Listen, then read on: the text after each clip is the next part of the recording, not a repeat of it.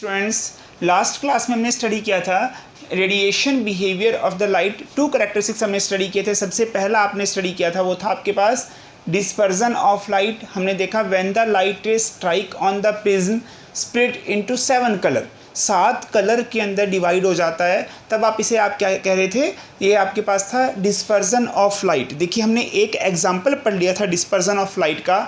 Dispersion of light का एक example आपने पढ़ लिया था, वो आपने पढ़ा था कि सारे के सारे सिग्नल्स हैं which are made in the red colour, वो रेड कलर में मेड किए जाते हैं, रेड कलर में प्रिपेयर किए जाते हैं। जितने भी सिग्नल्स हैं ये हमने लास्ट क्लास में पढ़ लिया है। आज हम थोड़ा उसी के ऊपर रेनबो फॉर्मेशन देखेंगे। भी वैसे आपकी बुक में ये नहीं है rainbow formation, that is also reason of the dispersion of light.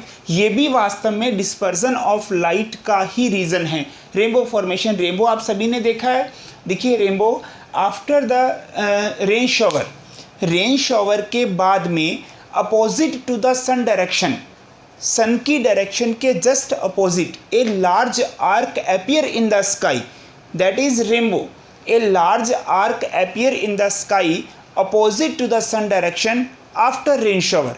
जब बहुत समय तक बरसात होती है, काफ़ी समय तक, जब काफ़ी समय तक बरसात होती है और एटमॉस्फेयर में ह्यूमिडिटी जब बहुत ज़्यादा होती है, ह्यूमिडिटी जब एटमॉस्फेयर में बहुत ज़्यादा है, उस समय क्या होता है कि रेन शॉवर यानी जिसके सन के, अगर मान लीजिए सन वेस्ट में है तो ईस्ट के अंदर रेनबो फॉर्मेशन होगा, और अगर सन ईस्ट में है तो वेस्ट के अंदर रेनबो फॉर्मेशन, क्योंकि ईस्ट और वेस्ट में सनराइज और सनसेट होते हैं। तो हम ये बात कर रहे हैं कि जब रेनबो फॉर्मेशन है opposite to the sun direction because of the tiny droplets, छोटी छोटी जो बूंदें हैं पानी की जो देखिए जब बहुत समय तक बरसात होती है, अचानक से, अगर हम हमारे राजस्थान की बात नहीं कर रहे हैं क्योंकि राजस्थान के अंदर ड्राई एटमॉस्फेयर है, जब बारिश होती है वो कुछ समय के लिए होती है, सबसे बड़ी बात। और दूसरी ये होती है कि एटमॉस्फेयर इतना ड्राई है, उसके अंदर ह्यूमिडिटी की मात्रा कम है। अगर आप बात करें उत्तराखंड की, हिमाचल की, वहाँ की बात अगर हम करते हैं तो वहाँ के एटमॉस्फेयर में रेनफॉल है वो बहुत टाइम तक चलता है,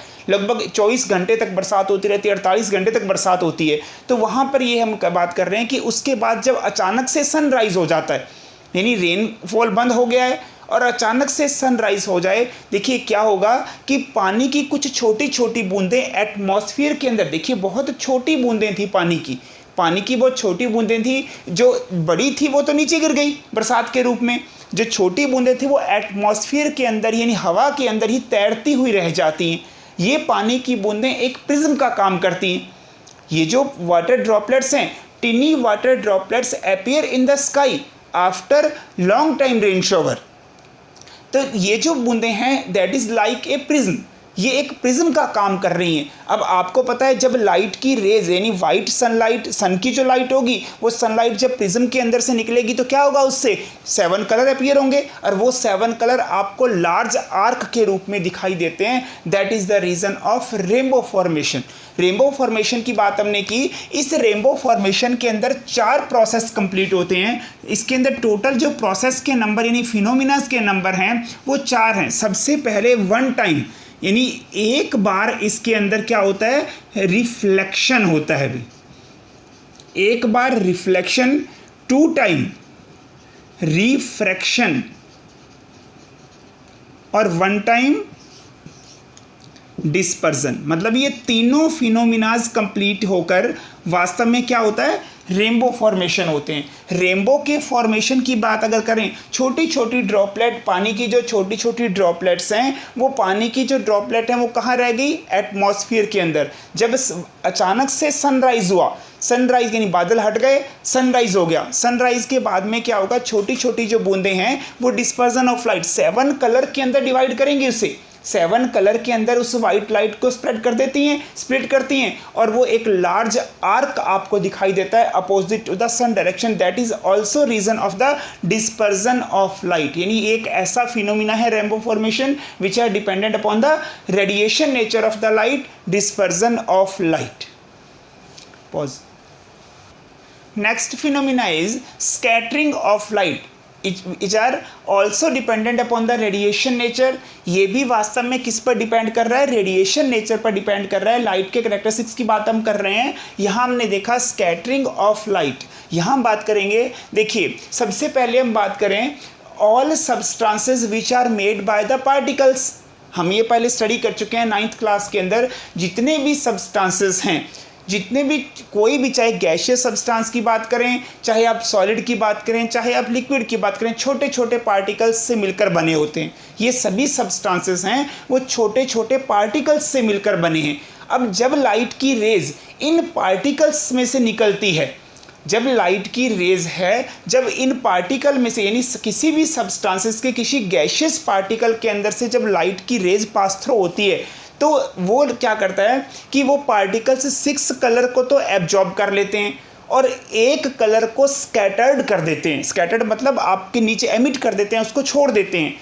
तो इसे आप कह रहे हैं स्कैटरिंग ऑफ लाइट। देखिए समझें इसके लिए कि वाइट लाइट, जब पार्टिकल्स की बात, यानी पार्टिकल्स की बात करें, जब लाइट की रेज है वो पार्टिकल्स में से पास थ्रू होती है। छोटे छोटे पार्टिकल्स, हर एक सब्सटेंस, हर एक गैस है किससे बनी हुई है? छोटे छोटे पार्टिकल्स से मिलकर बनी है। जब लाइट की रेज, सनलाइट जो है, सनलाइट इस पार्टिकल्स में से पास थ्रू होती है। जब लाइट की, वाइट लाइट की रेज है इसमें से पार्टिकल में से पास थ्रू हो रही है, तो ये पार्टिकल 6 कलर को एब्जॉर्ब कर लेंगे और इसी के साथ एक कलर को स्कैटर्ड कर देते हैं, तो वो पार्टिकल आपको उस कलर का दिखाई देता है। अगर आप बात करें स्काई अपीयर ब्लू कलर, जो आसमान है वो आपको नीले रंग का दिखाई देता है, लेकिन यहाँ नीले रंग जैसा कुछ भी नहीं है।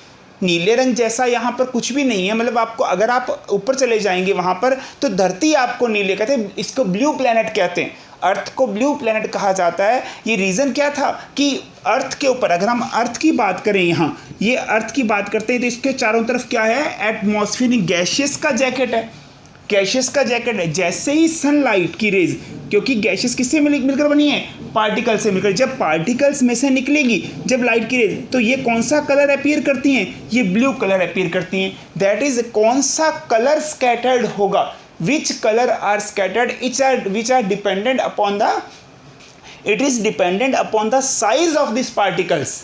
इन पार्टिकल्स के साइज पर डिपेंड करेगा कि वास्तव में, देखिए अब आपको कहा जाता है कि जो मार्स है वो रेड प्लेनेट है, यानी लाल रंग का आसमान वहाँ पे दिखाई देता है। कारण क्या है? कारण वहाँ पर ये है कि वहाँ पर क्या है? Carbon dioxide. अगर आप मार्स की बात करते हैं तो मार्स के एटमॉस्फेयर में कौन सी गैसेस बाहुल्य से पाई जाती है? जो मैक्सिमम गैस है वो कार्बन डाइऑक्साइड है।